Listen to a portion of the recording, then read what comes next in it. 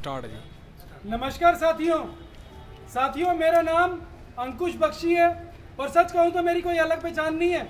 मैं आप ही में से आम जनता हूँ एक, और आज आम जनता की हमारे साथ में कुछ अभिभावक एक समस्या को लेकर आए हैं, जिसमें प्राइवेट स्कूलों के द्वारा की जाने वाली लूट की व्याख्या की गई है।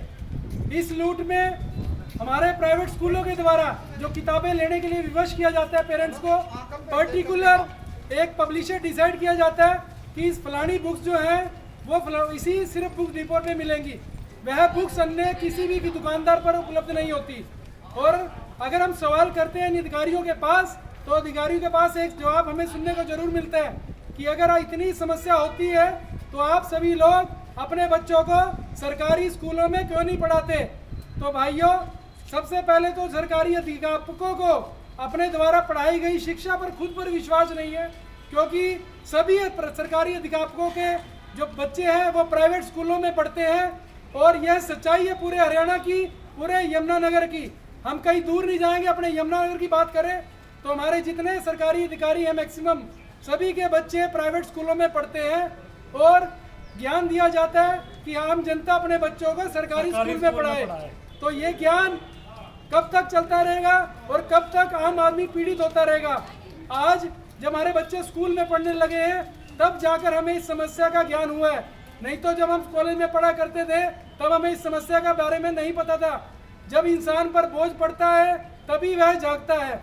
और जैसे हम आज जागे हैं और हमारा जो पीछे कई साल गुजरे हैं, कई अध्यापक ऐसे जागे हैं, परंतु वह अध्यापक समय के अभाव में या प्रशासनिक अधिकारियों के दबाव में बिठा दिए गए हैं, क्योंकि ये समस्या आज से नहीं है, ये समस्या सालों साल से चलती आ रही है। और इस समस्या के समाधान के लिए जब तक हम पूरे समाज के अभिभावक इकट्ठा नहीं होंगे तब तक इस समस्या का समाधान निकलने वाला नहीं है। ये सच्चाई है। आपके कमेंट करने से या सामाजिक ज्ञान देने से समस्या का समाधान नहीं होगा। जब तक आप खुद चलकर इस समस्या को अवगत नहीं कराएंगे तब तक समाधान नहीं होगा। और अगर ये समस्या का समाधान जिले लेवल पे होना होता तो कब का हो गया होता। हमें यह भी पता है इस समस्या का समाधान आने वाले 1-2 सालों में नहीं होने वाला, क्योंकि ये समस्या आज की नहीं है, बहुत पुरानी चली आ रही है। और समस्या आप बताओ, गिनाते हैं आपको क्या है। हर साल 30 लाख बच्चा हरियाणा में एक क्लास से दूसरी क्लास में जंप करता है, और हर साल नई किताबों के नाम पर अभिभावकों से 5 से 8 हज़ार रुपये या 2 से 4 हज़ार रुपये खींचे जाते हैं। और इस समस्या का सारा सीधा बोझ आम जनता पर पड़ता है। और आम जनता कहीं तो ऐसी है जिनका कहना है कि हमारे यहाँ कहने से क्या होगा, हमारे 2000 रुपये अगर बोल भी दिया, किसी ने कम करा भी दिए तो क्या होगा। लेकिन ऐसे अगर सोचते रहे तो आने वाले टाइम में आपकी किताबों का खर्चा 15,000, 20,000, 50,000 भी पहुँचेगा। एनुअल फीस के चार्ज के नाम पर यह खर्चा दिनों दिन बढ़ता जाएगा। तो भाइयों, अब समय आ चुका है एकत्रित होने का। अगर एकत्रित होंगे तभी समस्या का समाधान उम्मीद कर सकते हैं, हो सकता है, कंफर्म नहीं करते हम, लेकिन उम्मीद एक कर सकते हैं। तो इसके लिए 8 अप्रैल 2026 को सुबह 11 बजे डीसी कार्यालय के सामने एक प्रदर्शन किया जाएगा, जिसमें सभी पक्ष के लोग भी इनवाइट हैं और विपक्ष के लोग भी। क्योंकि भाइयों, ये समस्या किसी पार्टी विशेष से नहीं है, ये समस्या सालों साल से चलती आ रही प्रथा के खिलाफ है। तो इसलिए सभी जरूर पहुंचे 8 अप्रैल 2026 को सुबह 11 बजे जिला कार्यालय डीसी साहब महोदय के कार्यालय के सामने। और हमारे बीच में समस्याएं गिनाना चाहें तो बहुत समस्याएं हैं जो स्कूलों से संबंधित है। तो अब फिर भी हम चाहेंगे, चलो हमारे बीच में नंदा साहब है, दिनेश जी हैं, एक एक करके अपनी समस्या को बताएं।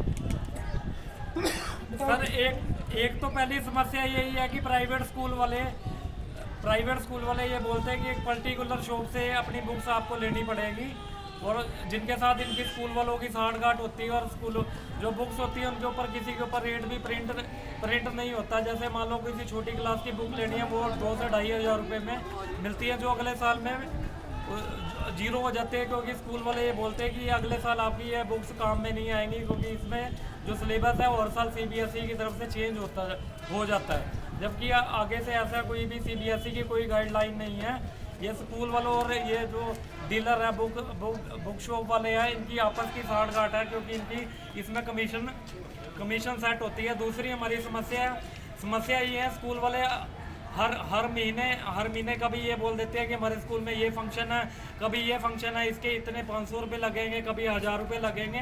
तो आम जनता कहाँ तक ये स्कूल वालों का बोझा अपने सिर पे लेके चले, जबकि एक आम आदमी दिहाड़ी मजदूरी करने वाला 10 से 12 हज़ार रुपये महीना कमाता है और 7 से 8 हज़ार रुपये प्राइवेट स्कूल वाले खींच लेते हैं।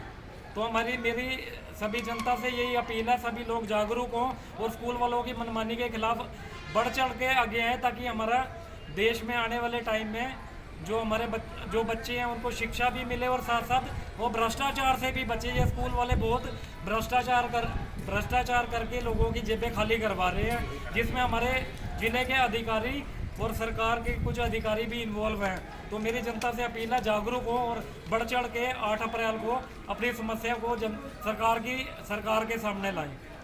दिनेश जी, आप भी कुछ बोलें। देखिए सर, समस्या सिर्फ एक है, यहाँ बुक्स एडमिशन डाल देता है आदमी एक बार, लेकिन बुक्स हर साल चेंज होगी। ये बुक्स का रेट इतना है आदमी सोच भी नहीं सकता। थोड़ा जोर से बोलो। मेरी गुड़िया स्कूल में जाती है, उसका एक बुक का रेट 500 रुपये, बुक पे रेट भी नहीं लिखा है। और एक ही बुक है अभी पूरे यमुनानगर में कि एक ही दुकान है, वहीं से लेनी है और कहीं मिलेगी कि नहीं। 4 दुकानें, 4 अलग रेट होंगे, लेकिन स्कूल की बुकें सिर्फ एक ही दुकान पर मिलती है। और रेट की इतनी धल्लाधड़ी से रेट हो रहे, आदमी क्या करे, बच्चे पढ़ाने तो मजबूरी में लेनी पड़ेगी।